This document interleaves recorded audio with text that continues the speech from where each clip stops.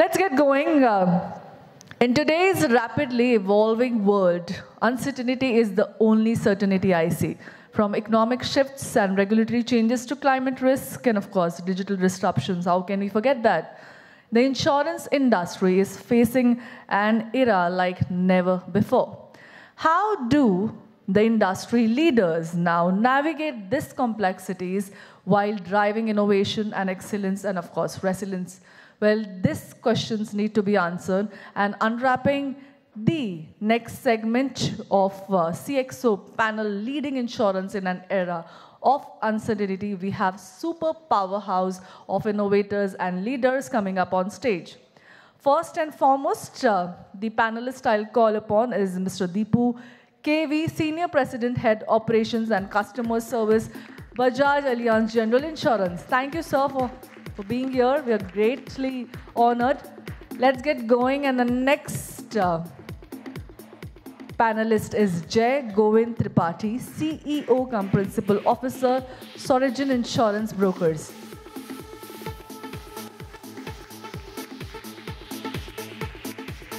So as you see the pictures on the screens, be seated that way. Well, that will be great help for audience to dress in. Next is Gaurav Jain, CEO. He is CEO from the India Reinsurance Branch. Well, once again, great knowing you. Well, great insights coming from his end as well. Welcoming Kanika Garg, COO, Future Generally India Insurance. Next is Mr. Hari Thalapalli, CEO, Call Health Services. Well, once again, great having you, great insights from you as well. Calling upon Gaurav Saxena, Chief Distribution Officer, Bancassurance, Aditya Birla Sun Life Insurance. Calling upon our moderator who shall be taking this powerhouse topic. I think this one shall also be a power-loaded performance because it has knowledge, information, and some great interesting perspective. So I'll call upon Rantej Singh, founder and CEO, 𝐂𝐗𝐏, as a moderator. And while Kanika ma'am will be a little later, probably we can just start with the panel discussion and she shall be joining us shortly.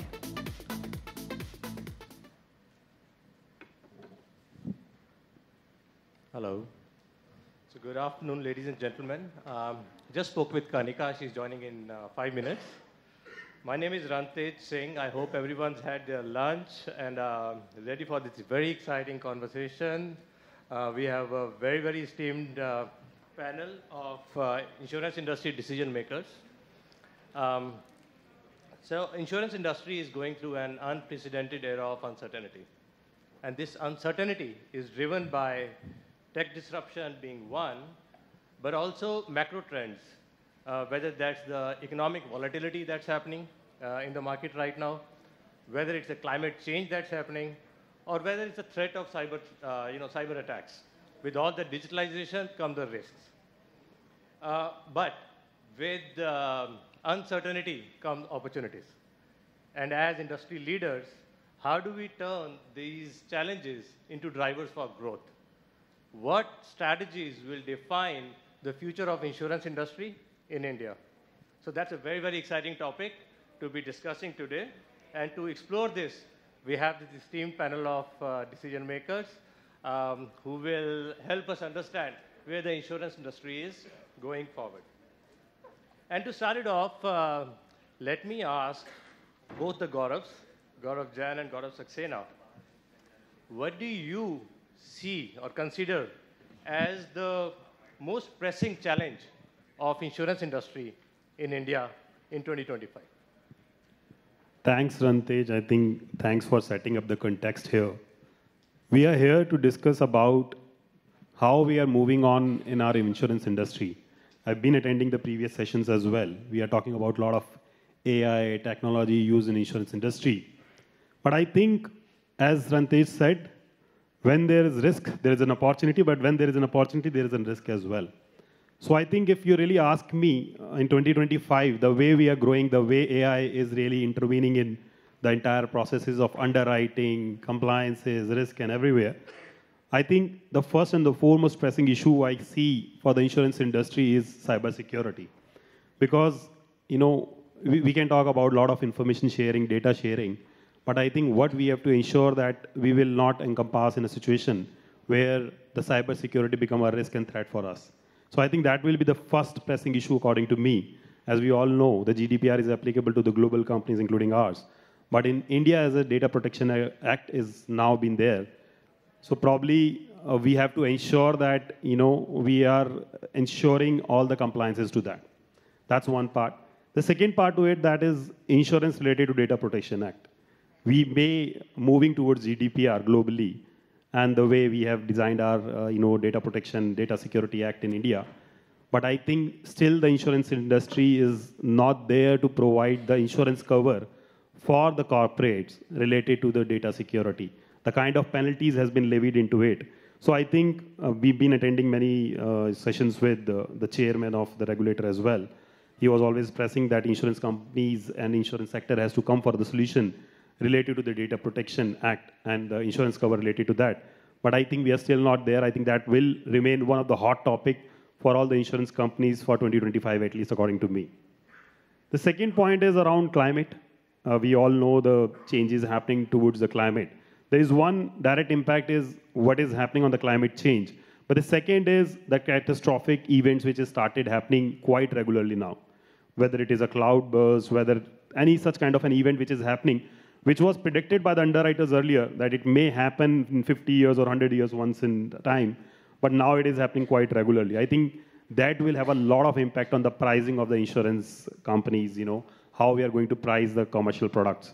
So that will become one of the second pressing issue for insurance industry for 2025 because the things are changing quite rapidly now. And we have to ensure that we are catching up with that bus and the prices has to correct or either we have to find other solutions around it, maybe the next point which will come around. Then the third is the penetration.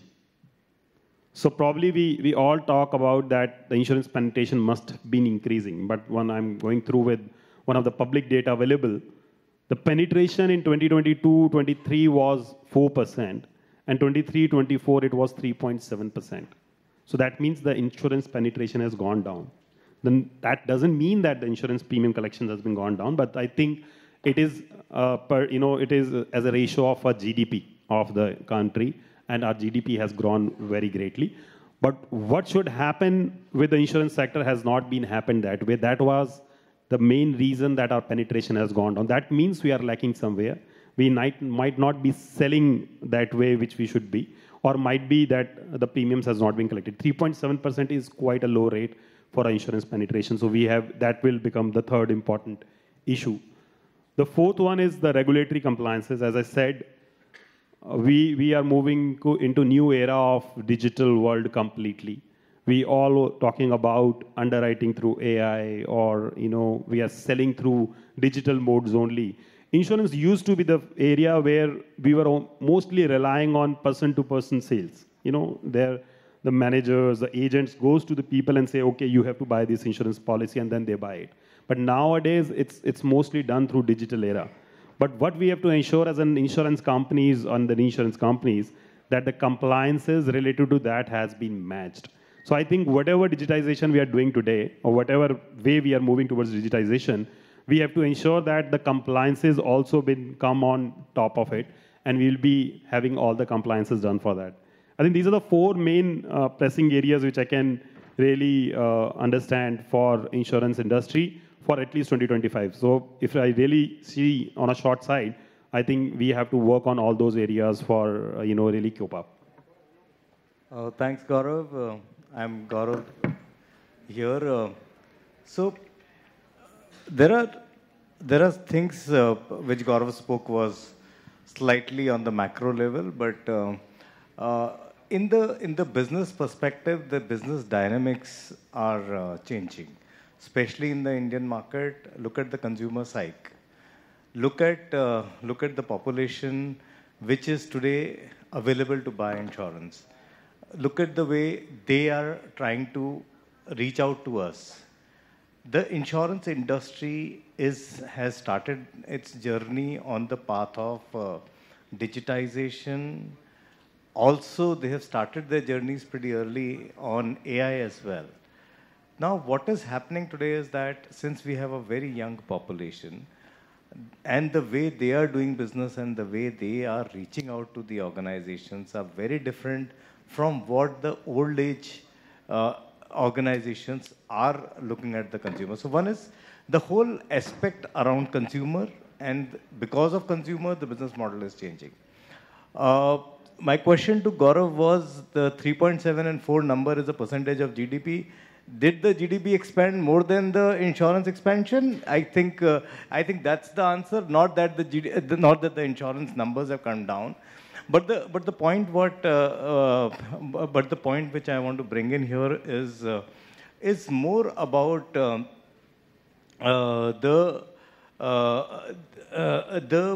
insurance penetration. Now, when we say insurance penetration, as an industry, we have to do more work with the reinsurance, because today the reinsurances have to be more agile towards the Indian market landscape, because what today is happening is that there are the 96% of the sales in the insurance industry is coming from savings product. There's only 4% of the sales which is coming from term penetration. So pure term, across the world, insurance means term. It is not the same as the Indian context. So and why this is happening is because we have to expand the base of people opting for pure protection cases. Reinsurance is backing up. Our experience is becoming better. Our processes for term becoming better. So there's the whole gamut around the term and the pure protection business. The third aspect is the whole distribution. When you look at a life insurance industry per se, again, 92 to 93% of the business in any organization is distribution led. Now, if that is the point, our systems and processes in terms of direct to the customer D2C journeys, we haven't been able to solve for it. All the organizations are working towards it. Aditya Birla Sun Life is much ahead the curve. We are at closer to about 8.5–9% of the entire business coming in from the direct to business customer segment here. But the point is that there's still a long way to go till such time we create a proposition for the customer to come in and buy without an intermediaries, because the fourth and the last point which I want to bring in here is about the trust. And trust, there is a trust deficit from the customer standpoint. The regulators are doing a lot of things to mitigate that and to circumvent that. As recent as that, you would have heard that now regulator is talking about 12 months of free look, not even 1 month of free look, 12 months of free look. So there is still a lot of things which each one of us sitting in this room have to do for building the trust of the consumers at this point. Thank you. Thank you, Gaurav, Jain, and Gaurav Saxena. I think fantastic inputs over here. If I summarize what you mentioned, you spoke about the threats of cybersecurity, data protection, and then you touched upon penetration being an issue. How can we increase penetration? And I think you took it forward by highlighting the fact that D2C is very low currently. It's all led by the current distribution channels. And this becomes even more important with the young population that we have in India, and they're completely different buying behaviors. And you closed it up by talking about the trust deficit. So great, I think, start to laying the overall context on the challenges that Indian insurance is facing.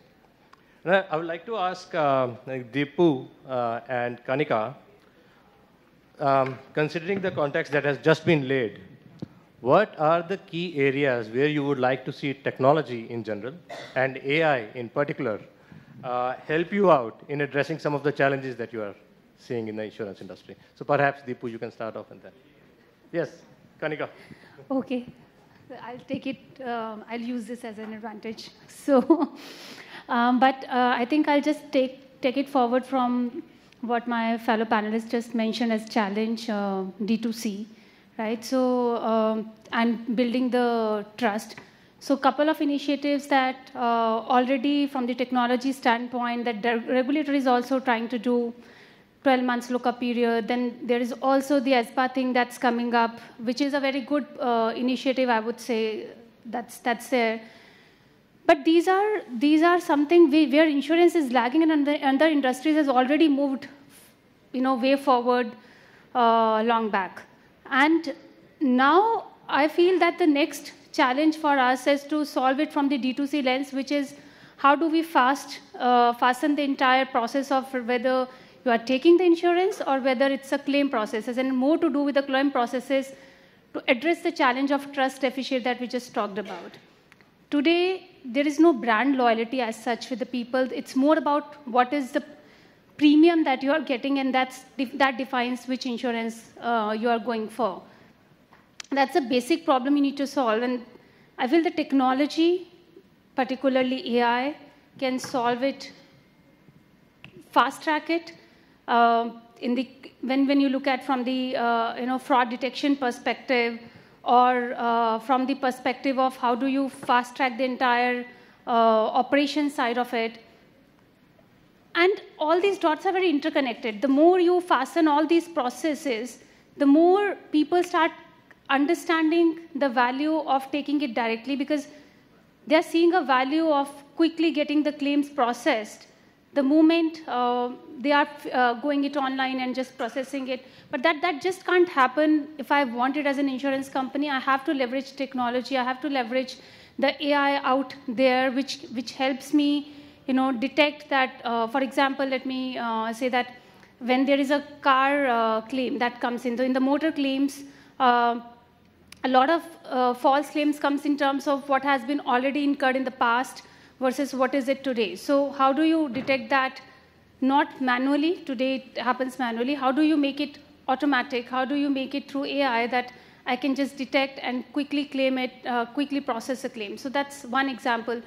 A lot of companies are already trying the customized premiums in terms of how good you are in terms of taking care of your health. I will not name all those, but how good you are taking care of health. Are you doing the regular exercise? Are you doing the regular check for the diabetes if you have a diabetes? So there's a diabetes wellness scheme that came up. Then there is also towards the other side of it, which is the which I want to talk about, touch a little about, which we say is hallucination of AI, which we also say, and I was recently reading that it's not just about hallucination of AI.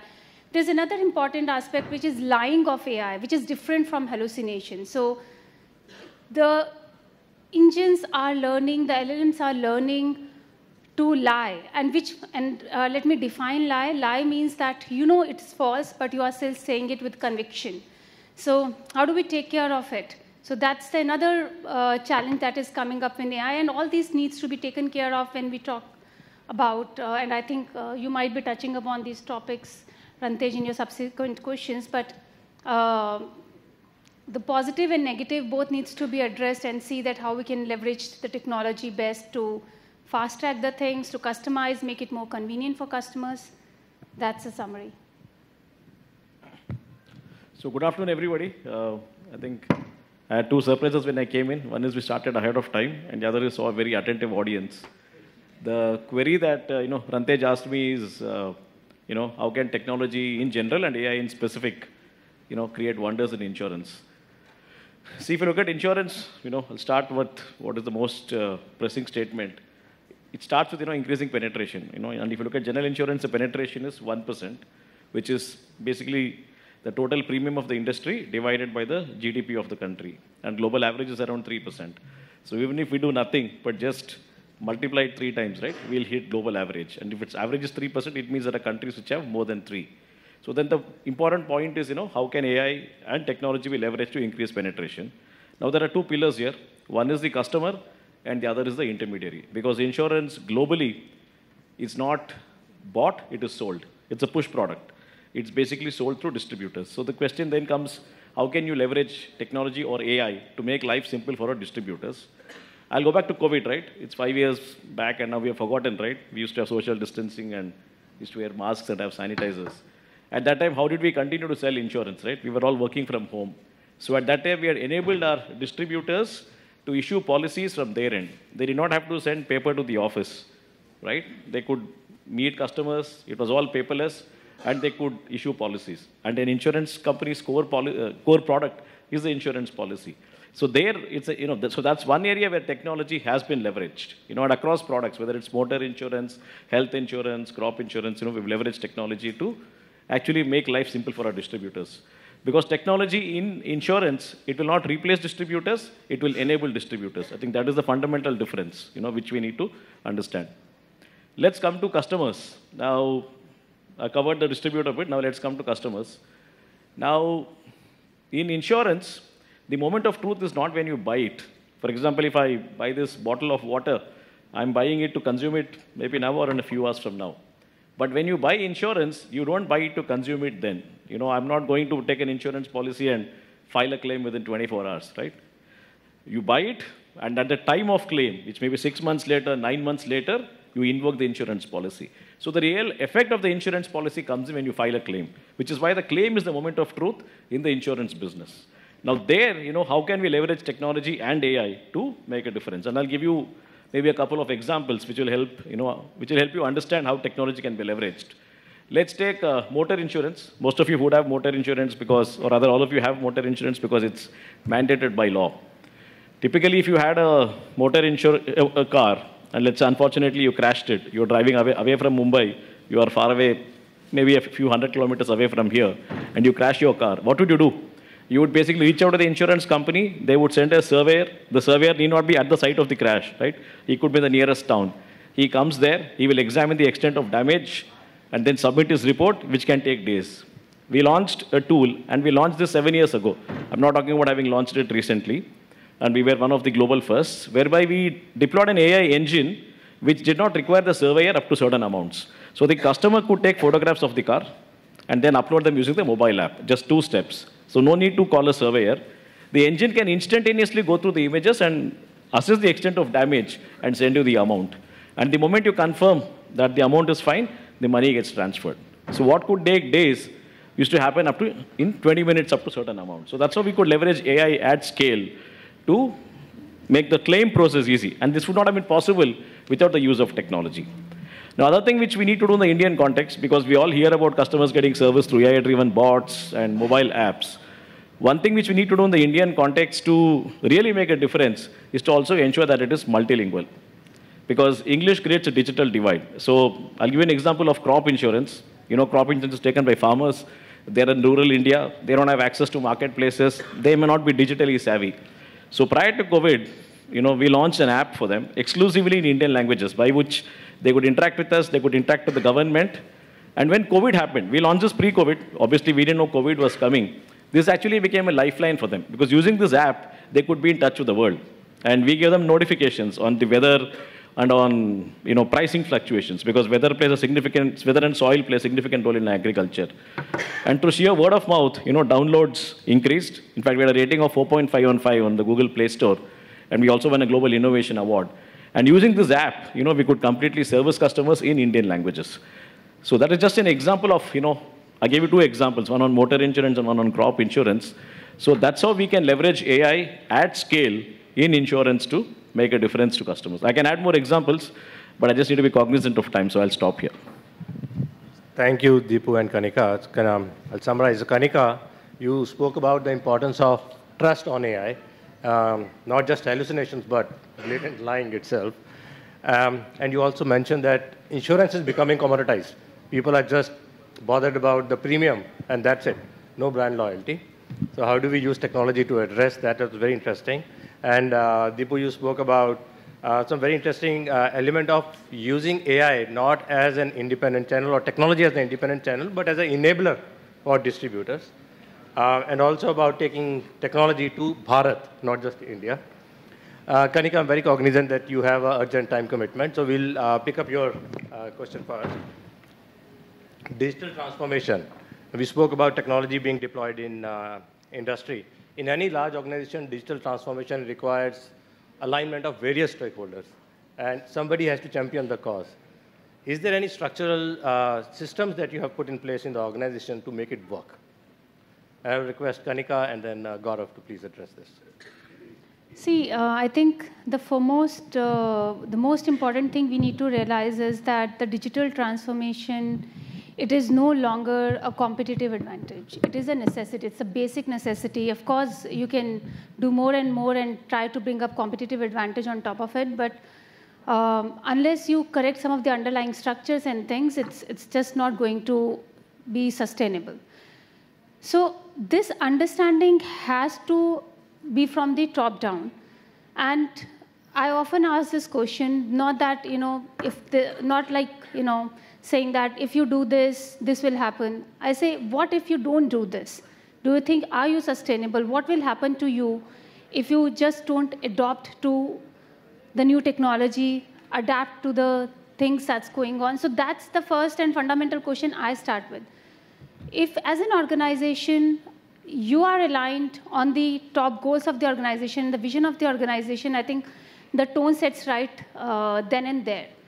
And then the second thing starts coming, which is more on the operational aspects of it, as in how do you drive that. So the second important thing, I see it in two ways. There are two kinds of people, and it's everywhere. One is like the early adopters, the people which are very enthusiastic about technology and new things and change and stuff, and the others are which are little wait and watch kind of people. So it's essential that you pick up the right kind of people, and these right kind of people has to be from across departments. You form a cross-functional team. These are the people who have decision-making power. Of course, they can go back to their respective bosses or their respective colleagues to check back within the department, but they have the authority to say what is right, what is wrong, representing their function. That's the second most important thing that we follow. So this CFT or cross-functional team is very nimble, agile, fast forward, and takes tough decisions. And I'll just take a quick example which is in very relevance to the insurance industry, but I'm taking the example of the lending NBFC, wherein I was in Tata earlier, and we formed a cross-functional team, and we changed the underlying policies that were hampering our TAT. So the objective was to improve the TAT. And the first thought was that we implement technology and our TAT will improve. And that's where the toughest part of my job was, that to convince, no, it's not technology. The more than technology, you first have to see what are the processes that's stopping you from being the fastest, right? So, and this CFT helps you to move in that direction. We change the processes.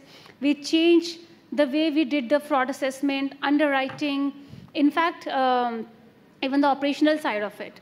The KPIs of the people, that were also changed fundamentally and aligned to what we were trying to achieve as an organization, which was faster TAT. And once you do that, the things become so fast. Then there is, of course, a structured way that you just asked, Rantej, is that there is a weekly tracker, there are weekly conversations wherein all heads connect to each other, speak to each other, and see that are we following the right track, or is there anything where the intervention is required or quick decisions are required. So those are the things that helps you take a very structured approach and move fast. That's the only take I can say. I think it's all about the culture that you need to drive in the organization, and once that culture takes up, in fact, we were also talking about making the change as one of the KPIs of all. So to drive that vision and that culture within the organization. I think thanks, Kanika, to set the tone what we are talking about. I think she has covered almost all the aspect of digital transformation and the challenges and the structuring among the teams which is required in an organization. But I think, just taking few more points out here, I think if you really talk about digital transformation happening across organization. I think Dipu has given very good examples in insurance industry, how it is really happening in terms of either claim management or making claims on the ground. There is one more example, good example of the same is there in the crop insurance itself, which has been implemented in West Bengal in the first case, I think, where the satellite-based claim payments has been happened to the farmers. So that is also kind of a digital transformation which is happening. But what is a point here, what Rantej want to ask is that how it has been managed across the organization. I think what is important is that everybody should understand the requirement of it, why that digital transformation is required. I think Dipu has also touched upon the penetration. I've also touched upon penetration. I think we have to understand we are running organizations, and when we are running organization, we have to understand what is the motive of organization, is to reach to that level as an industry, as a company, as a corporate. To reach to that level, to really use that digital changes which is happening in the industry, we have to be ensuring that all the people, all the management within the organization and down the line people are understanding the utilization of that digital transformation which is happening across the country, across the company. So I think another good example of it is we all face the COVID times. We were all sitting in the boardrooms, meeting face to face always. We always wanted to come early in the office, going late from the office. That is what we have followed before COVID. But the COVID era told us that work from home exists. Digital things can happen. We can do virtual meetings. I think with that, what has exactly happened within our organization also, and surprisingly, it has an impact on the climate as well.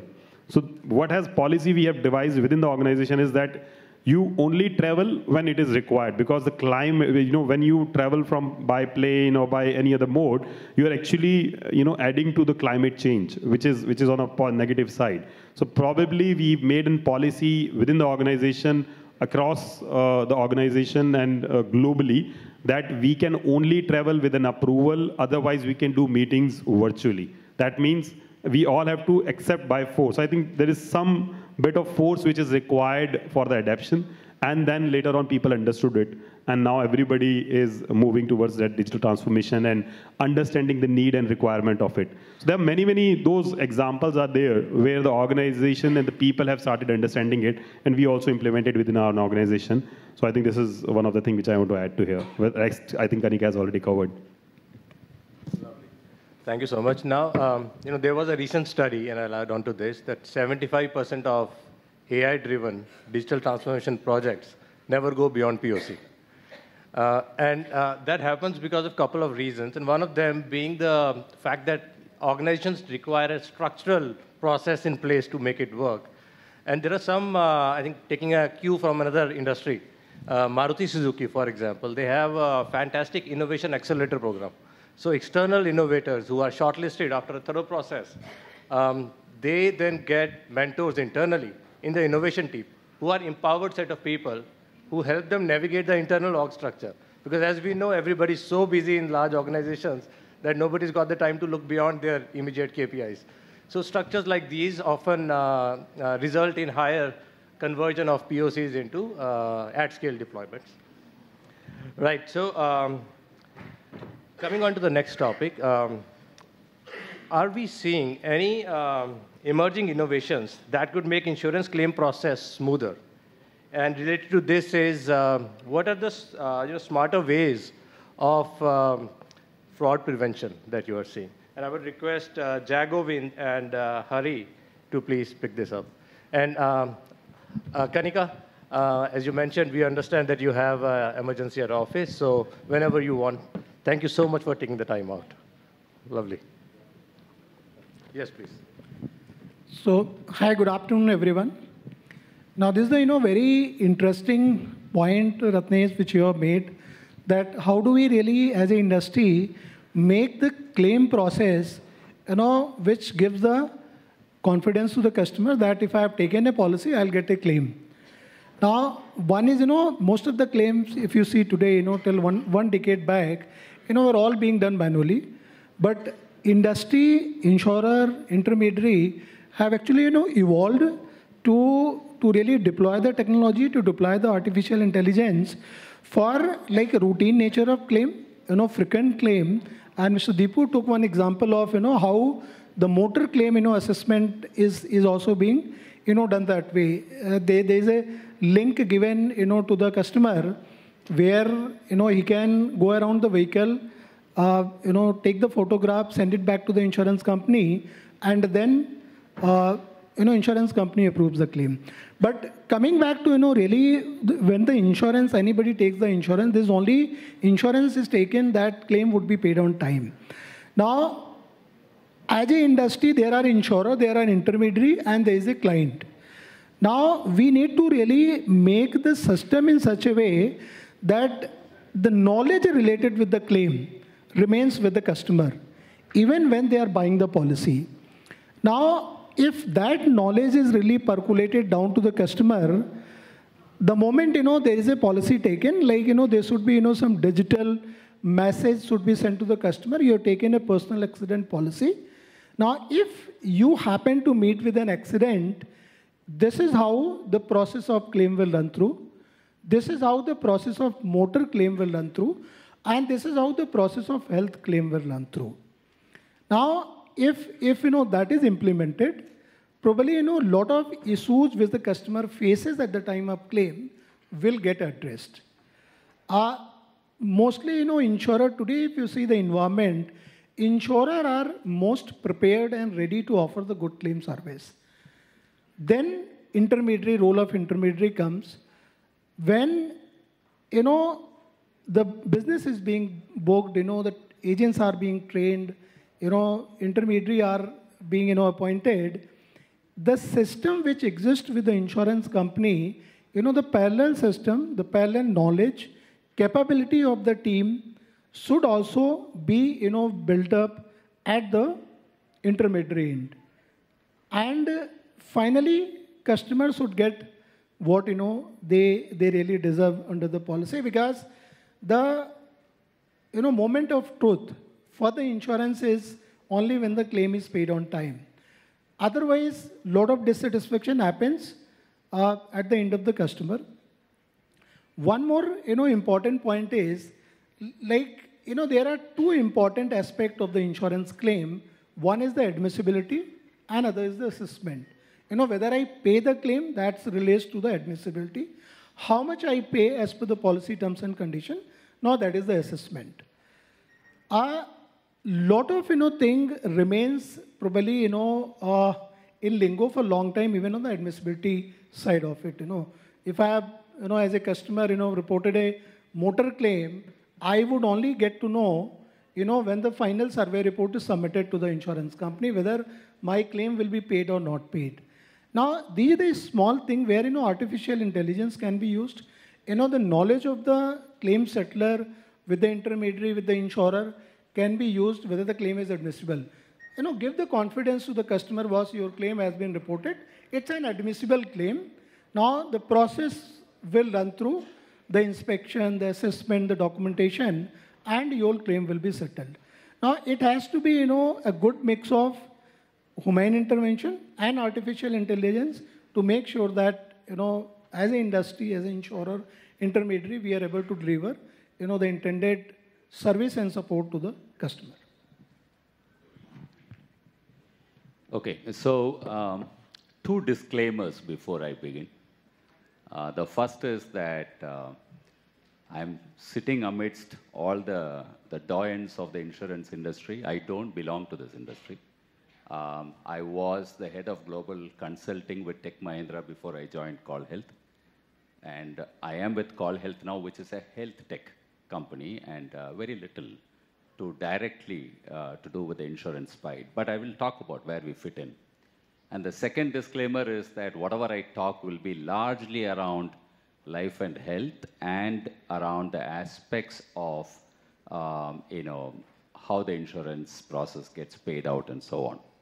So just keeping those two disclaimers aside now, just to set the context, we talk about digital transformation, we talk about AI and so on. I think just to, again, macro level understanding, the first thing we should all remember is that 8 metros in India account for about 110 million people.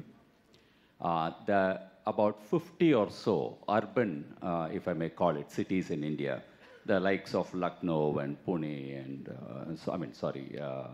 Nagpurs and Vizaga's and so on, they will account for about 400 million people. And therefore, almost 55 to 60% of India is in what you would call as tier 3 and tier 4 cities. Okay? So I'm just trying to get the context right. Now, if you look at it from the point of view of what we are talking today, of digital transformation and so on, it is not enough for one side of the engine to pull very fast. It is very important that all the stakeholders involved have the same level of capability, either to input or to process. So if you take any of the insurance claims today or the process that you're talking about, while of course 50% of the healthcare ecosystem in India will probably reside in the metros and the remaining will reside in the urban and other places. An urban city typically is 1 million people and above. That's what we are talking about. Now, the point you have to remember is there are lots of institutions and stakeholders who do not have the technological capability or the depth today to be able to pull at the same speed. India in the financial services sector would not have been what it is if not for the unified payments interface that we brought in, the UPI and whatever we did. So to a great extent, in my mind, while individual components and individual insurers and individual entities or stakeholders may have very high levels of maturity in what they do, the ability to bring about a transformative change will happen only when there is a fundamental information highway that is laid out, which connects all the stakeholders. So whether it is today the hospitals or the diagnostic centers or the eye clinics or so on, unless there is a consistent and common framework into which they relate, you are going to find the process of claims not necessarily working at the greatest speed. And the simple way to judge whether we are doing right or not is the time that you take to get out of the hospital once you have a discharge issued by your doctor. Typically 9:30, 10, they are doing the discharge issual. Most of us who have been to a hospital will know you get out by 2:30, 3 or 4, sometimes even 5 or 6, because the process of your claim getting processed is taking a lot more time than what you would like to do. Why? Because there are different stakeholders in the process who are operating with different kinds of technological frameworks. So whether it is the TPA, whether it is the hospital itself, whether it's the insurer, whether it's the individual, and so on and so forth. And of course, in some instances, the financial institutions, because there is a loan involved. So the real point to look at is how to bring about transformative change, which can bring about something that we can all turn around and say claim processing has come down from 3 hours to something like, now it is happening in 30 minutes. But for that, a lot of things will have to change. Ayushman, the Bharat Digital Mission, etc., will at one stage bring about that change. At this stage, it is still very, very limited and probably restricted to some of the few hospitals that are working. However, if you look at it at another level, there are process of what I would call as customer acquisition that has undergone a dramatic change. It is only the service fulfillment that is lagging behind. Customer acquisition today, you can get on to any of the current digital platforms and pick it up. And you can do that at a much, much faster pace, unlike the earlier days when you used to have an LIC agent involved, or like Dipu was mentioning. During the COVID, you even figured out how to do it without talking to anybody and without really giving any papers. So the process of customer acquisition has been prioritized and a lot of things have changed. But the service fulfillment has not really been addressed because there are multiple stakeholders involved and they're all pulling at different levels. So my view would be, as we go along today, we'll spend a bit of time around how that could bring about change. So at this stage, I just wanted to lay the context saying, Rantej, that that's what we are really dealing with here.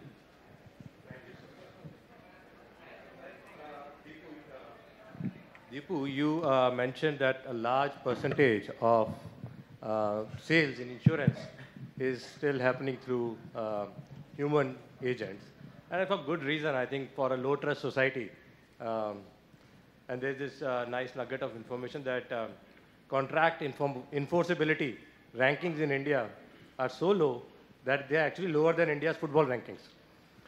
So we naturally need human to fall back upon when we need some claim processing in insurance. That's why I don't see digital replacing human distribution for the foreseeable future.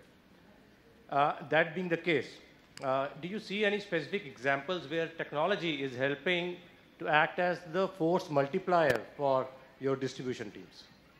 And I would request Dipu and perhaps also Gaurav Saxena to address that. Okay. See, when we speak about human beings getting involved in insurance, we're talking about the selling side. Servicing side can be done through machines, because, like I mentioned earlier, insurance is a push product. It's sold, it's not bought. When you wake up in the morning, you wish somebody good morning, right? You don't wake up thinking you're going to have a bad day. Whereas insurance is invoked, when you have a bad time, right? Either your house is on fire, or you crashed a car, or you're going to the hospital. So you don't wake up thinking of it by default, which is why we call insurance a conversational sale. You need to have somebody to converse with the customer and explain to him that this could be his check for a rainy day. And that's how we know insurance is sold. Now, to do this, you need to have distributors, right? And that's the reason why globally insurance is sold through distributors to the extent of 95% globally, across products. Now, where technology comes in is, like I mentioned before, technology will not replace distributors, but technology enables distributors. So one is, the underwriting rules, they have been through rule engines automated, over the years. So therefore, they do not have to, in the classic sense, send paper to the office. There's an underwriter, who looks at the paper, who will then apply his intelligence and then decide to approve or reject or approve with some conditions.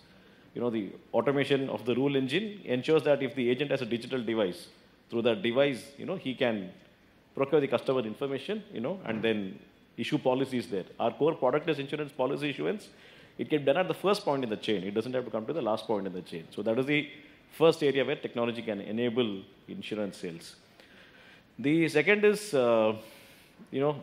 we do not cover data as much, while it's an underlying assumption, in the conversation so far. Now, when we talk of data and analytics, the real value doesn't come from having a central storehouse, where you're able to get a single view of customers. The real value comes when you're able to democratize it and decentralize it. So the person at the far end of the value chain, who's in front of the customer, if he has the tool and if he has the information to take a decision at the point of sale, that is when, the sales process can be accelerated. So today, a lot of firms are investing in that. When he's meeting customers, his ability, without having to go back to the chain of command and then waste time trying to get an approval, right? So whether it's quote issuance, whether it's approval of, pricing. I think that is the second area, where technology comes in. The third aspect is what I touched upon, that uniquely in the Indian context, it's extremely important to make it multilingual, because you need to speak to the customers in their language, right? A lot of digital assets off the shelf, they come only in English. But if you are able to, in the Indian context, modify to ensure that the sales teams, distributors, and customers, right, they can all converse in the language of their choice, then you can really overcome this digital divide. So I think that's the third area, where distribution, enables sales. So, these are three areas, where we see, technology aiding sales in insurance. Thank you, Dipu. I guess there's another aspect to the whole technology. See, when we were looking at the GDP data and the other data and what he also mentioned about the contract, we haven't looked up on the productivity of an individual. And when we look at the productivity of individual, possibly India doesn't rank amongst the top 10 countries wherein the productivity per individual is on the higher side. When you further bottle it down and look at the productivity of individual in sales, it is again a challenge. So now what do we do as an organization? So the organization now requires tools. And you see in 1980s, there was a computer which came in bank branches, and then there was a productivity shift in people, and now is the era of AI. What we are using in our organization is we are using AI for productivity enhancements. When we say productivity enhancements, we say that we are using two type of tools. One is a conversation starter, which is a two-way process of conversation wherein an individual can speak to the bot and do a sales pitch, and then the bot says whether the pitch is right or not, whether the keywords are being rightfully used. And as Dipu mentioned, multilingual is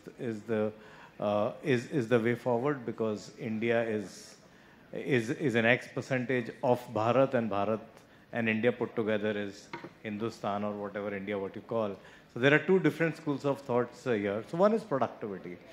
The other aspect in terms of technology is the whole process improvement. And if you see that earlier the roles were different in organizations. Earlier there used to be an operations department, there used to be a sales department, there used to be another actuarial or various different departments. The departments do exist at this point in time, but when you are interacting with the customer doesn't want to interact with various different departments. He wants to only interact with you. If he has reached out to you, he needs a solution for sales, he needs a solution for service, he needs a solution for any of his queries. And the whole process enablement tools, which are AI powered or AI driven, actually helps them to provide these kind of solutioning. The third aspect of productivity improvement, and when we say that how AI is helping, the third aspect of productivity improvement is that if I am able to convert the life insurance policy within 3 hours, 4 hours, I would have then opportunity and enthusiasm to go back to another customer. So hence, if you go back in time, life insurance policy used to take about 3 to 7 days or 3 to 10 days for an issuance. Now that 3 to 10 days from issuance have come down to 3 to 7 hours of issuance. And in some cases, instant issuance through STPs and all. The whole analytics tool and AI engines are being deployed inside the databases or the data lakes of the organization. Through APIs, they are speaking to the universe or maybe the ecosystem. There is an ecosystem of finance data pull, which enables the financial understanding of a customer. The health understanding of the customer gets pulled. The risk understanding of the customer gets pulled. So the tools effectively enables the organizations for them to be able to produce faster and give solutions faster. The last aspect I really want to touch base upon in terms of the AI is that look at meetings, and I'm a very big fan of meetings. When we go into meeting, I was speaking to somebody, specifically a Harvard professor, and he came in to one of a large organization and wanted to understand what's happening. So when he started a conversation, an individual spoke about 3 minutes on one topic and did not come to the topic. The other individual started saying that this person said it, and then eventually he talked about 3 minutes. Effectively, the 6 minutes got wasted. Now the point is, it's not about the minutes. We are not counting minutes in the meeting, but look at some of the AI tools. They have become so very advanced that they can actually ask questions on your behalf. They do other things. They do summarization. They do note-taking. They do everything else. So what I'm saying is that there are intelligence systems which are available, which can act as a productivity enhancement tool at all levels and in the organization. And hence, it is very, very important for us to embrace AI and actually make AI a friend, so that we are able to effectively take around our duties. Thank you. That's a wonderful, rounded off response to this. Very insightful. Thank you so much. So coming to our final point of discussion today, and I think it's a very, very apt topic to discuss. We know the income disparity in the country. Only very few people can afford good quality healthcare. So are there any thoughts or emerging innovations we are seeing where people can afford or get high quality healthcare at a reasonable amount of cost? And I would request Jai Govind and Gaurav and Hari to please address this at your convenience. I think this is a very important topic, Ratnesh, and the treatment cost are rising like anything year on year. Probably the maximum increase which is happening today for the past few years is happening on the treatment cost for the different kind of diseases. And India, there are huge disparity in the income. There are crores of millions of people, who even do not earn, 2 lakh rupees, 3 lakh rupees in a year, and they have to run the family. They also have to run, the good health of their, family. Now, there are a lot of schemes, which are being promoted by government. There are a lot of initiatives which are being taken by the regulator and insurance company. But when it comes to the ground level, many of them are not getting fully implemented. To take an example, if you see today the enrollment even of, the central government scheme of Ayushman Bharat. Now that itself is about, total 60, the eligible, are about more than 10 crore, and then enrollment is about 60-65%. So what happens there? One is to really push the enrollment rather than pull the enrollment. Now when I'm saying pushing the enrollment, if government has the data, could be, through the Aadhaar card, that these are the people who are eligible for this scheme, probably there should be some initiative taken to push that scheme. That is one part of it. Other part, what is important that, there are a lot of other players into the healthcare ecosystem. There are hospitals, there are doctors, there are diagnostic centers, third-party administrator to manage the claim, insurance company, agent, distribution. And lot of the cost, which is paid by the consumer goes into managing the administrative cost of, a lot of these intermediaries who come into the, to run the show. Now, one is whether these administrative costs can be reduced. As far as, the cost of treatment is concerned, the cost of treatment also should be regulated. Now, today if you see the pricing, which they quote for any kind of operation, any kind of medicine, recommended medicine, there is no control on that. Whatever doctor thinks, whatever hospital thinks, that is the way they run the operation. One is to bring certain regulation to really regulate, the cost of different kind of procedures. Going back to, the smaller cities, the government should start the process of, putting some, health center where, at least the OPD kind of, inquiry can be made by a lot of people. And in the insurance, if the OPD coverage is also added, now a lot of time, the OPD coverage is not available in the insurance policy. If the OPD cover, gets added, lot of people who delay, going to the doctor will prefer to go to the doctor. And if they visit the doctor on time, even lot of diseases, which can really become more serious, they would be contained, to that level itself. So these are some of the initiatives which I think can really, bring down the cost of the treatment finally, for the people who cannot afford it. I think he sets the context completely right. So if I really start from non-insurance side of affordability, I think what he already touched upon is opening health center, or I would say more hospitals in tier 2, tier 3, or maybe at a rural level, because I think that is still missing in a country like us, which has a large population. I think that is one government is already taking initiatives. A lot of initiatives have been taken, but still far behind, because affordability can come only when you can reach to that place very quickly and faster, so that there is no transportation, nothing. That is one part. I think opening more AIIMS, at the nationwide level, I think that is also going on right now.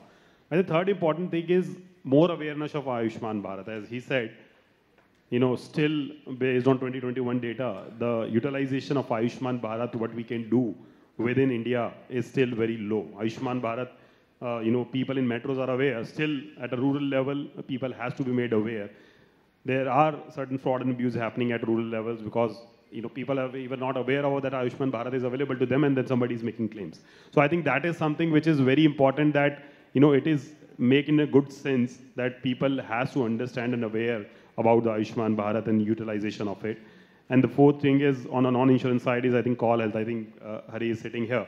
I think very importantly, COVID make us understand that on-call treatment is something which is very beneficial for the people.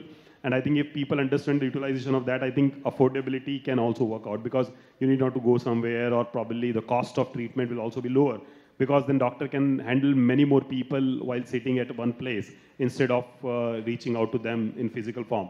In few cases, not on all treatments obviously, but yeah, in few treatments it is possible, which we all know today is sneezing and all is very small things, but still we have to go to the doctor for the treatments and all, which we can do it on call treatments. If you really ask me on insurance side, very importantly, only 37% of the population of India is today insured under health insurance, and that include Ayushman Bharat. If you ask me, with IIDA data of 2021, only 30 crore people in Ayushman Bharat is covered. 20 crore is covered under the group insurance, which include corporate insurance and all. And only 5 crore people are taking retail insurance. That is less than maybe 4% of the overall population. That means, I think penetration, awareness, these are the three important pillars there, which we have to understand, that if people don't understand the requirement and utilization of insurance, they may not be able to. On insurance company side, I think there are few steps which regulator is also pushing us. You must be aware of health exchange, which is forming very soon.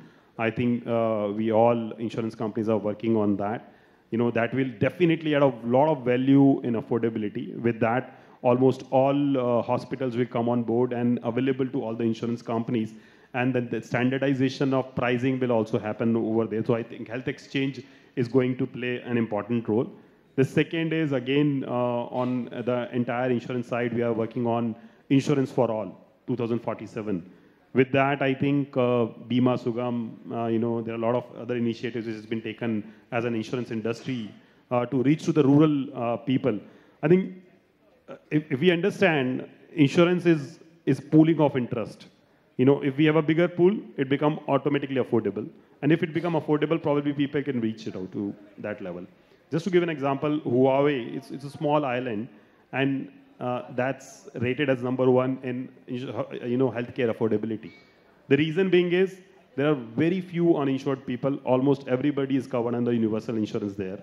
The healthcare infrastructure, which is public healthcare insurance, which you are talking about government hospitals, AIIMS, that is very good there.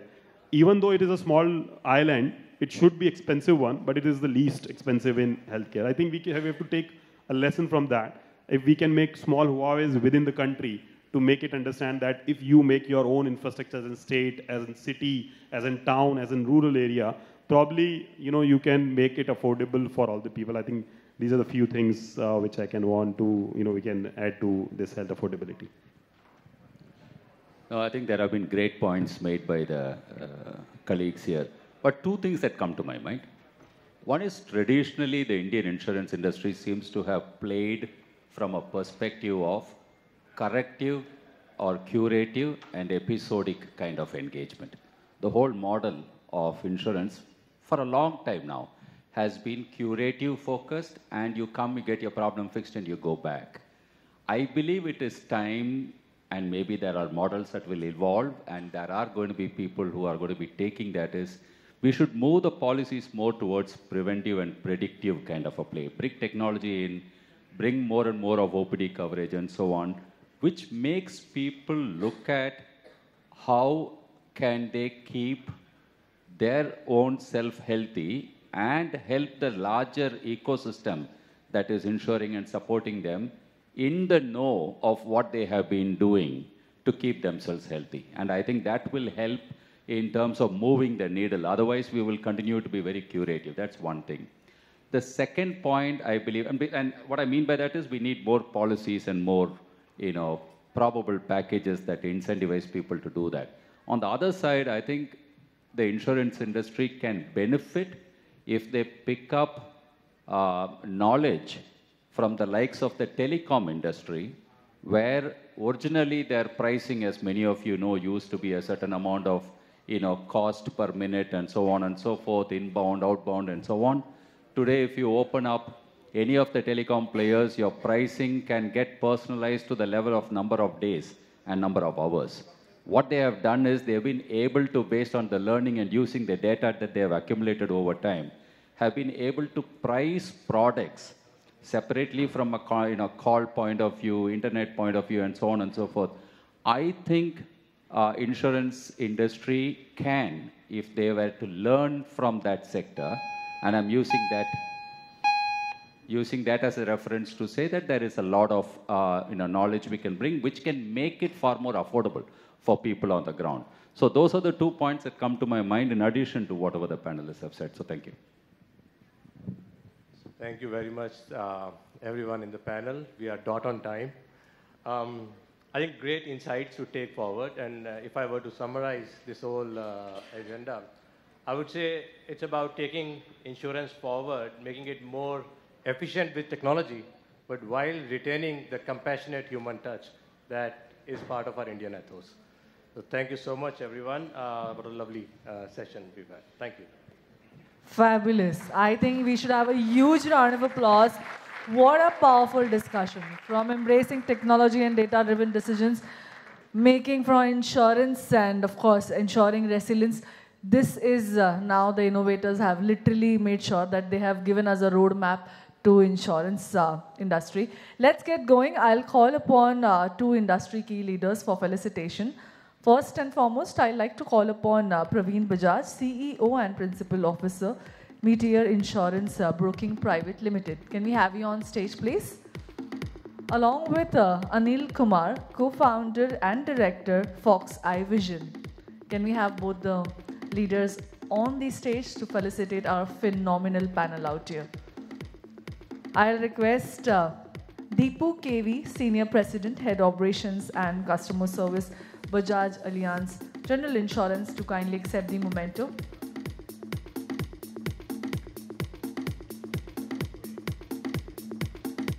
Can we have a huge round of applause, everybody? Come on. Thank you, sir. Great insights again. I'll request Govind Tripathi, CEO cum Principal Officer, Sorigin Insurance Broker, to join us, and once again, great inputs from the leader.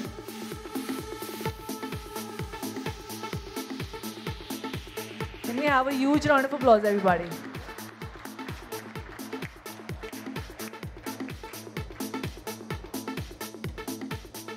I'll request Gaurav, Jain, CEO, AXA France, VIE India Reinsurance Branch.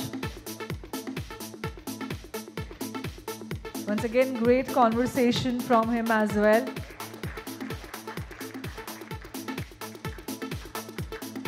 Mr. Hari Thalapalli, CEO, 𝐂𝐗𝐎 Health Services, to accept the memento.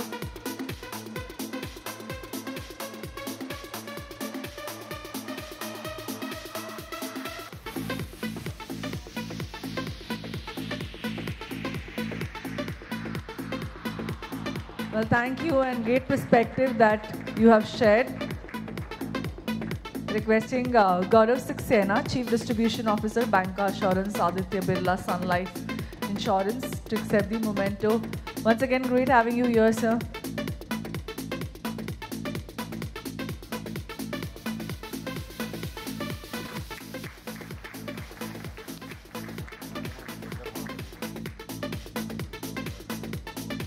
And the sentence, key challenges, comes from, where we can form great opportunities as well. I think that's what he said. And please welcome with a round of applause, Rantej Singh, founder, CEO, 𝐿𝐴 moderator.